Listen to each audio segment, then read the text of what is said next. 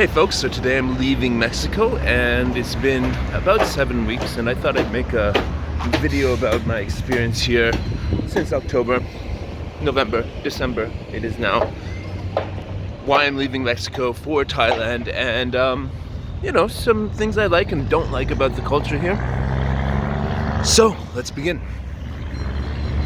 So I came here because I was here last year and I had an aftertaste of being inspired personally with my music, with just the lifestyle I had here last year was really relaxed in Tulum here, the 2 weeks I was here. I liked it more than Playa del Carmen, and it looked like Thailand wasn't open yet in October, so I decided to come here. Found a great Airbnb where I've been staying, where I'm leaving today, and yeah, I just wanted more of the same what I had last year, and in a place that was actually happening, in a place where there are actually tourists, gringos, just living their lives as normal, and where you don't have to be bothered too much by the pandemic stuff and all that stuff. So that was here, and it did deliver on the promise. Let's say there was a little bit of an initial magic that I had last year of this place that I didn't have this year, and I felt I was a little more reclusive in myself this year, more of a reflective stage of my life, looking to collect my thoughts and plan for the future, how I'm going to reinvent myself rather than actually living life to the fullest, is how I felt while I was here. So what do I like about the culture? It's very relaxed and it's very accessible. I don't feel that much animosity as a foreigner, xenophobia or anything like that. I don't feel it. I don't get it. Everybody here is super just normal and nice.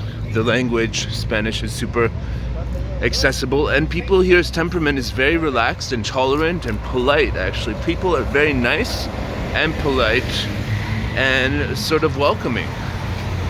It's just, you're here, it's a place, we're people, let's live, without what I consider, like, in a lot of places you have this burden of nationalism, xenophobia and all that sort of stuff, and being a foreigner is much more of a bigger deal than it is here in some places, let's say. Yes, there are people who do size you up and want to get your money. There are some people who, I guess, want to scam you and stuff like that. But I found it largely easy to avoid once you sort of calibrate to what's going on here. So that's the good side, is that you come to a place, it's fairly easy to get around, get your business done, and people are nice, polite. People don't get angry here and yell at each other and all this sort of stuff. It just doesn't happen that I've seen, which is really surprising because this is culturally an offshoot of Southern European culture where people are very hot-tempered. I don't find that people here are hot-tempered at all. There's just a sort of live and let live vibe in this part of Mexico, mostly based on tourism, so that's the dominating vibe, is accommodating tourists and living a good life off of doing that. So it's this part of Mexico. I haven't been to that many other parts of Mexico, so I can't really compare, and I really like that aspect of it. Culturally, let's talk about the culture, because that's the atmosphere. I do find it very inspiring. I love Latin American music, and the food is, the cuisine is very tasty. Everyone loves Mexican food, right? But you sort of have this feeling like you're in a place that, that has this sort of new world colonial culture. And what I mean by that is this sort of diluted culture, which is based on the old world ideas and old world stuff, but so far removed and diluted from that you don't have the sense of purpose and identity and richness of history and culture, and I'm assuming language, that you would in the old world, in places like Spain, you know, you don't have the same thing. You don't have the nuances, let's say. So it's the colonial culture, but people say, yeah, but what about the native culture and, you know, the rich native history? Well, that's the really sad, that for me is kind of sad, because it's super suppressed. I mean, the language and culture has been systematically destroyed for the last 500 years, basically, dominated by this European colonial culture. So if I look at that, yeah, there is a little taste of it. There's a little taste of it here, but it's very suppressed, let's say. And it's kind of sad how much it's been conquered and muted and all that sort of stuff. I've only heard people speaking the Mayan language 2 or 3 times, which was very interesting for me to even hear it at all. But the Mayan language, that there is a language, there's a culture that still sort of lurks underneath this dominant colonial sort of generic colonial culture that's propagated here. And it is very generic, you know, like, but you know, like, it's got an artistic twist to it, this Spanish colonial culture. The music is more, it's got something to it. There's all sorts of different this and that of all of it, and you can tell that people really enjoy living their lives in the colonial Spanish Latin American culture, and that it's something that has diverged from the European thing in a way that makes it its own thing, similar to the way that the American thing is an offshoot of the British thing, right? But I don't feel, for me personally, as a person whose heritage is German, Slavic, and Celtic, that it's a match for me. Having lived in Serbia, which is arguably part of Southern Europe, for a long time, some of those habits that I learned interacting with that culture, which does fit me, fit here. But I'd say overall, the culture here is lacking some of the aspects of intellectualism, spirituality, and maybe humor, discipline, hard work, all that sort of stuff. That those are very important parts of my life, and here you don't really have that in the same way that you would. But it's a tropical climate, you know.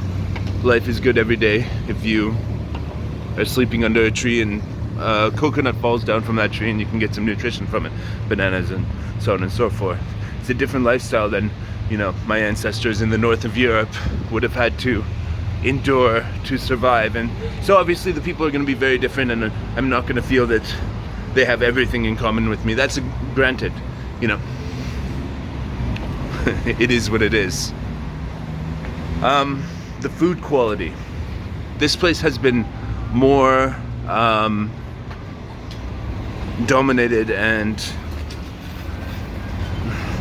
destroyed by the global food conglomerates than any other place I've been. I mean, if you go in some of the supermarkets here, like, there's almost nothing that I would want to put in my body in a lot of these places. Like, really almost nothing.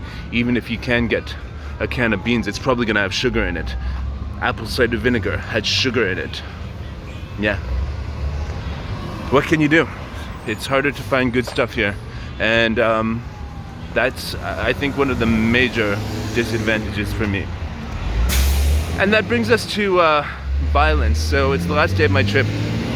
On the first day of my trip, or the day before the first day of my trip, tourists got murdered here, right here at this pizza place, which has been closed ever since.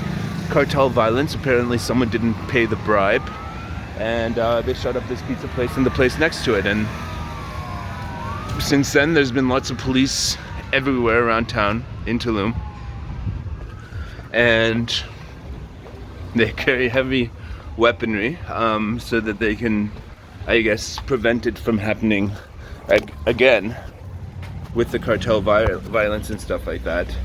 So yeah, they're still here. The pizza place is still closed. It's my last day, and I'll just leave it be, because that is what it is. This is the main strip where the nightlife tends to occur, and this place on the left here is my favorite place where I see music and stuff like that. Maybe you can see there's a little stage back there.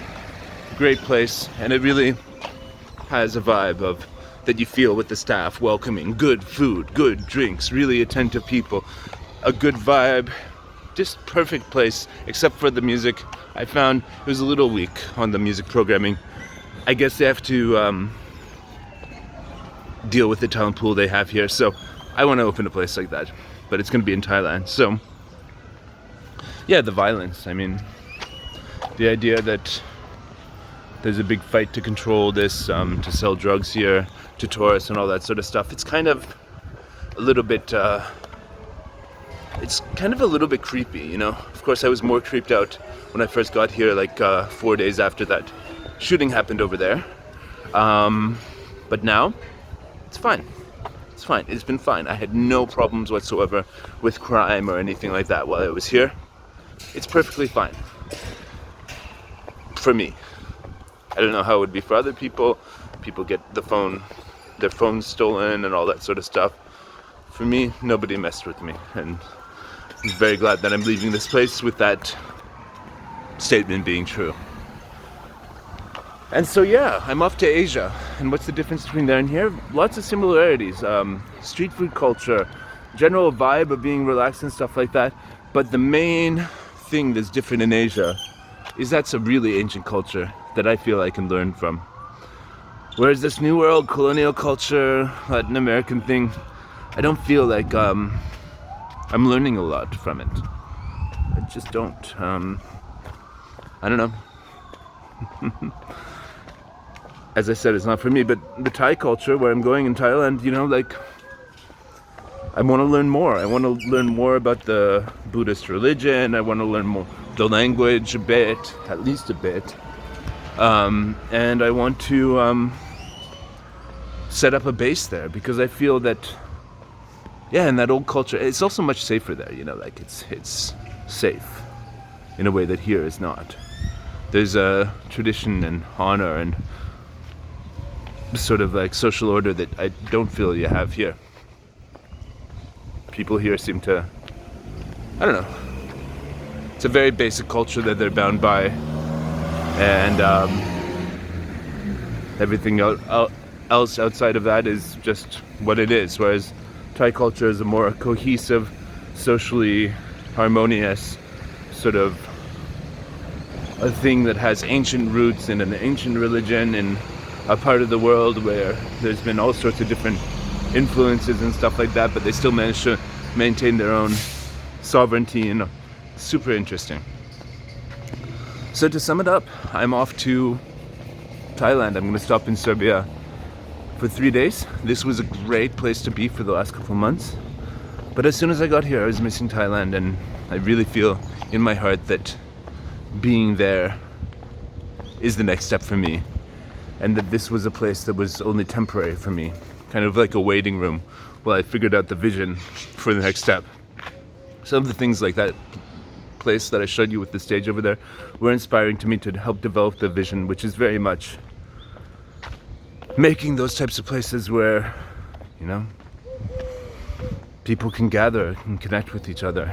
And all in all, I feel much more comfortable doing that in Thailand, in a place where I find the culture is teaching me something new and interesting. That's how I felt about Serbia when I lived in Canada and would visit Serbia. And the trips got longer and longer until I lived in Serbia. The same thing has happened over the last 4 years with Thailand. And the trips got longer and longer, and then the Corona thing. And now I can finally go back to Thailand, and so let's do that. I'll catch you guys later. Bye.